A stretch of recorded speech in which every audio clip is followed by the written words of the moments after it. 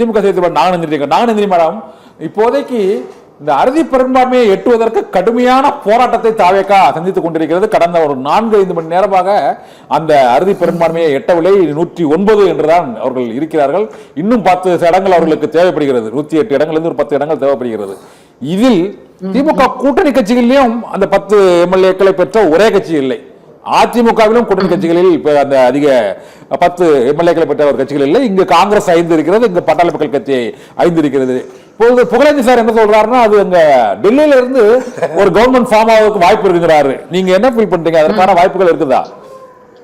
Pugazhendhi சாரோடய ஒத்துப்பாரு sir. அது எந்த மாற்றங்களும் இல்லைன்னு நினைக்கிறேன். அவங்களை இயக்கிறதே அங்கிருந்துதான் இயக்குறாங்களா அப்படிங்கிற சந்தேகம் ரொம்ப நாளாவே இருக்கு சார். அத திமுக சொல்லிக்கிட்டேதான் இருக்கு. ஏன்னா இவர் அரசியல் எதிரின்னு சொல்றவங்க மேல, அதாவது திமுக மேல மட்டும்தான் ரொம்ப காட்டமான விமர்சனம் வைப்பாரு விஜய் அவர்கள். அதே கொள்கை எதி அப்படிங்கும் போது ஒரு சாஃப்ட் கார்னர் அவருக்குமே இருக்கு. சோ அப்ப ஏன் அந்த சாஃப்ட் கார்னர்? அது இல்லாம இன்னும் அந்த சிபிஐ வழக்கெல்லாம் இன்னும் முடியல. அது ஏன் இன்னும் நிலுவையில் இருக்கு? இன்னும் ஜனநாயகன் படம் வேற படம் வெளிவந்துரும். இப்ப வெளிவந்துரும் ஏஸ்டார்ல பிடியில இருக்கு. சோ இதெல்லாம் எங்கேயாச்சும் கூட்டி கழிச்சு பாருங்க சார், கணக்கு சரியாதான் வரும். ஏன்னா இன்னைக்கு மக்கள் ஒரு தீர்ப்பு கொடுத்திருக்காங்க.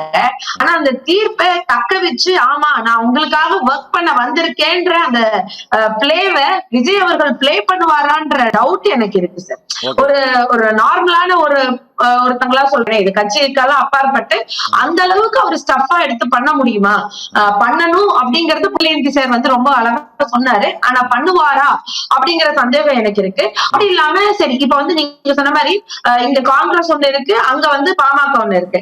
அது போக சரி காங்கிரஸும் வரலன்னு வச்சுக்கோங்க.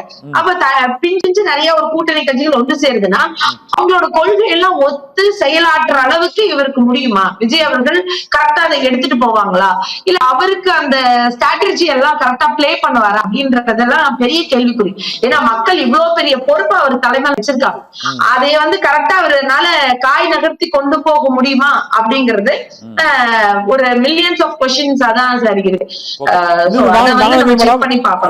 இவங்க திமுக தாவேகா கூட்டணியை 3 வருஷத்துக்கு முன்னாலே அறிவிச்சாங்க. விக்கிரவாண்டி மீட்டிங்லயே எங்களோடு ஆட்சியில் பங்கு கூட்டணியில் யாரும் இணையலாம் என்று கூறினார்.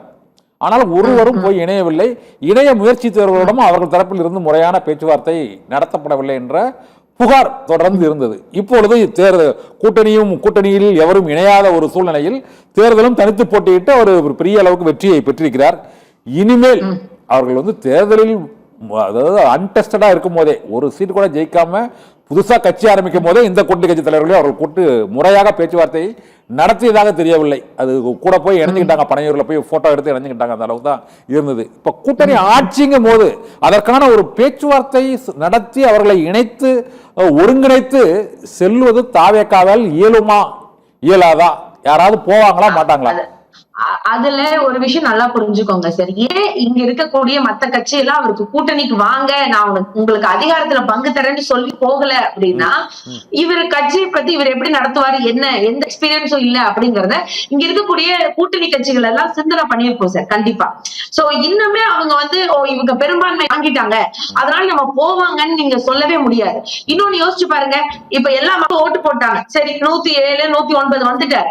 இப்போ ஒவ்வொரு தொகுதியில அந்த ஓட்டு போட்டு ஜெயிக்க வச்சாங்கல்ல விசில் சின்னத்துக்கு, அந்த வேட்பாளர் பேர் தெரியுமா சார் மக்களுக்கு? நான் மக்களை வர சொல்லல, அவங்க கிட்ட கேளுங்களேன், அதுவே பெருசா விருப்பமா இருக்கு. 108 பேர் தெரியுமான்னு தெரியல. அது சொல்லுங்க. அது அப்போ இப்படி எல்லாம் இருக்கும்போது ஃபர்ஸ்ட் முதல் கேண்டிடேட் யாருன்னு தெரிஞ்சுக்கணும், அப்புறம் தொகுதியில இருக்க மக்களை பத்தி தெரிஞ்சுக்கணும். அதுக்கு முன்னாடி ஆட்சி அமைக்கிறதுக்கு சொல்ற கூட்டணி கட்சிகள் இவரை நம்பி வருவாங்களாங்கிறதும் ஒரு கொஸ்டின் மார்க்ஸ் தான். இன்னைக்கு ஒரு இடத்துல தோல்வி வந்துருச்சு அப்படிங்கிறதுக்காக அப்படியே உடனே அவங்கதான் வெற்றி இருக்கு அப்படின்னு போற கட்சிகள் கிடையாது. இவர் இன்னைக்கு வந்திருக்காரு சார் உள்ள ஃபீல்டுக்குள்ள.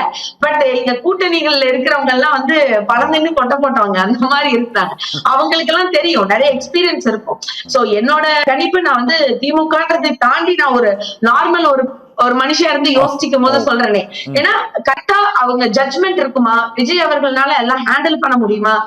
சோ நம்ம போனா இல்லைன்னா வரக்கூடிய கூட்டணி கட்சி அவருக்கே ஒரு ஆதிக்கம் செலுத்தக்கூடிய அளவுக்கு இருக்குமா? சோ இதெல்லாம் பார்க்கணும். இன்னொன்னு இன்னுமே பெரிய பயம் என்னன்னா, RSS உள்ள வந்துருமா, பிஜேபியை இவரு உள்ள விட்டுருவாரா அப்படிங்கிற மிகப்பெரிய ஒரு பயம் இருக்கு. இது உள்ள வரும்போது மக்கள் அப்ப சிந்தனை பண்ணுவாங்க சார், தெரியாம நம்ம இந்த விஷயத்த சூஸ் பண்ணிட்டோமா அப்படின்னு சொல்லி.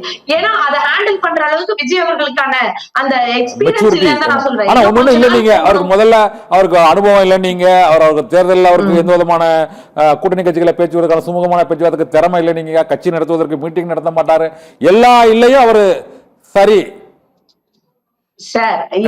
நிறைவேற்றிருக்கிறாரு. ஒரு 4 நிமிடம் ஒரு சிறிய இடைவேளைக்கு பிறகு இந்த ஒரு பேட்டிக்கு பிறகு நாம் தொடர்ந்து பேசலாம். நாங்கள் நன்றி மேடம்.